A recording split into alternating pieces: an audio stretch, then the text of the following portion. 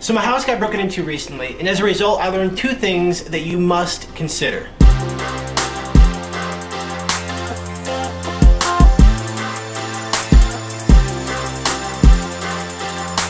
I had an awesome video series planned, but my house got broken into, and that kind of postponed my plans. So we get to talk about this instead. Yay! Just so you know, neither myself nor my wife were home when this happened, and we're both safe and sound. Thanks for your concern. I tell you what, when you walk up to your front door and you see that it's been kicked in, you walk through the house and see that every drawer and box and container has been opened and sifted through, it's a really bad feeling.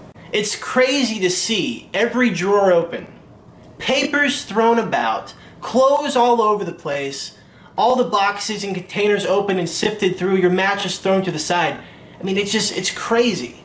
I felt abused, betrayed, helpless, victimized. I felt violated. But surprisingly, I wasn't that mad. That actually came later. Unfortunately for our new friends that we didn't get an opportunity to meet, my wife and I live a very simple life. Meaning we don't have a lot of electronics and gadgets and monetary things. We have things that matter to us and are important to us, but as far as putting a price tag on them, you know, we don't have those kinds of things. They ended up taking my wife's laptop, an iPod, a couple digital cameras, and a smartphone. And the funny thing was, two of these items were actually prizes that I won from going to the Olympics last year. So they're not even possessions that we would normally have on a normal basis or that we would go out and buy ourselves. They were gifts. Then we noticed they took my training watch. Now keep in mind, this is a watch that I bought 3 years ago. It has tons of sweat and snot and sunscreen and dirt and grime embedded into the watch. And it was $30 from Walmart. And they took that too. Seriously, I could not believe that they took my watch. They then removed my wife's pillow off of our bed and put all their new gadgets into the pillowcase and strolled out the door. Truth be told, as far as the things we lost, I am most frustrated that they took my $30 Timex watch from Walmart that's 3 years old, and then they put everything into my wife's pillowcase. I mean, this pillowcase is not a big deal. I mean, it's a pillowcase. But it's the idea and the principle, and the fact that it had her name sewn into it, again, has no meaning to it, but it's just the idea and the concept that that was worth nothing to them, but more to us. And that's what really frustrated me about what they took. I really held my composure. I talked to the police officer, filed a police report, called the insurance person to start a claim, called another person so they could have the doors fixed. I mean, I was on top of it and I was composed. I mean, it was just like, okay, everything is okay. I wasn't home, my wife is safe, and the stuff that they took that we can replace, no big deal. Then my thought was, wow, where does someone have to be in their life to risk their life to walk into someone else's house to steal these things? I mean, what kind of life are they living that they think that that's the only option for them? Then I thought, wow, you know, what if they had a family to feed? You know, what if they had this? What if they had that? I felt so bad. I felt sad. I was sympathetic and empathetic to this person. I was just like, wow, they must be in such a rough spot in life that they're literally willing to risk their life to break into someone else's home and steal their things. I actually felt sorry for the person. Truth be told, I was at peace. We weren't home. They came in, they kicked down the doors, they walked through and went through all of our stuff and picked out what they wanted. They left and they were gone out of our lives for good. And I was okay with that. I wasn't worried, I wasn't scared. I was okay. I wasn't mad, I wasn't angry. I was okay. And then we discovered they took our house key. Forget all the sympathy and empathy crap. Forget about this guy feeding his family. This dude broke into our house. Couldn't get through the front door. He kept trying to kick through the front door. Couldn't get through, but he broke it pretty good. Destroyed the back door. Went through our house full of pictures of my wife and I and our family and the different things that we do. Strolled right through that and looked through every possible nook and cranny of our house to find what he wanted to take from us. And as he made his way out, he took our house key because what he did wasn't enough. The things that he grabbed was not enough. He wanted to come back at his leisure. That is when I became mad.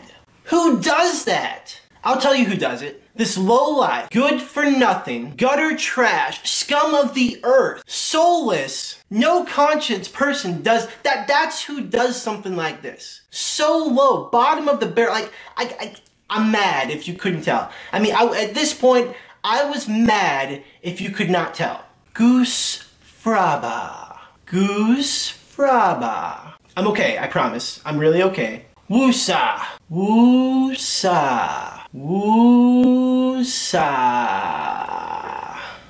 Here's the reality of the situation. Being mad does not solve any problems. It doesn't do anything. It doesn't change anything. It doesn't make the guy not come in our house and break and take all of our stuff. It doesn't make anything different being mad and angry and upset about it. Nor does it change anything. Another reality of the situation is there are crazily insane people in this world. And a friend of mine said, the scary part is they actually vote and drive. And when you think about what I just said, that is very, very scary. But the truth is, people will ultimately do what they want. If they want something of yours bad enough, they are willing to get it. And it doesn't matter if you have dogs, a security system, special doors and locks and video cameras. If they want to break into your house, they will break in. Having said that, I don't say this to scare you, but what if it happened to you? What if you were in our shoes and you were home? Have you ever thought about what you would do if you were in that kind of situation? And while I had thought about it at one point, I have a completely different perspective now that it has happened to me. Sometimes we go through life with this idea that, well, that would never happen to me, and that would never happen here, and that would never happen in this neighborhood. But really think about it. If you were in our situation and you were home and that happened, what would you do? So leave a comment below letting me know what you would have done if you were at home and that happened to you. I would really appreciate it.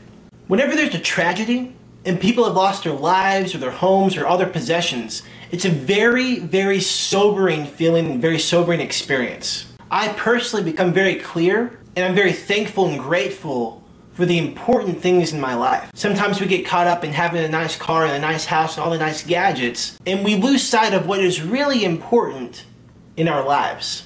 It's during these tragic times that we become truly grateful for what we have, for the things that really matter to us. But my question is, why do we wait for tragedy and traumatic events to express gratitude, to be thankful, to be aware, to be sober, to be clear-minded on the things that really matter to us?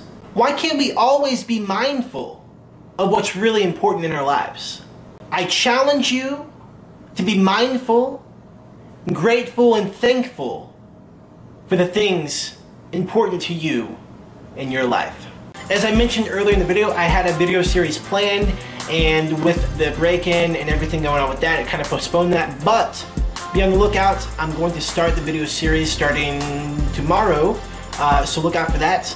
That's all for now. So just take a second to think about how many people were involved in this incident, okay? So I get home and my wife has called the police officer is there, the 911 operator, she talked to them twice, we had to talk to our neighbors. Then I called the insurance adjuster, she started a claim, the guy who had to do all the paperwork for all the stuff that was stolen to get all the money and all that stuff, he was involved. Then they had a company come out and board up our doors, and we had to go to Lowe's at night and they had to sell us some doors, and the guy had to come install the doors. And then the thief got away with all of our goods, and then he took them to the pawn shop, and then someone got a great deal. That's a lot of people who got paid off of this little incident. Talk about a stimulus package.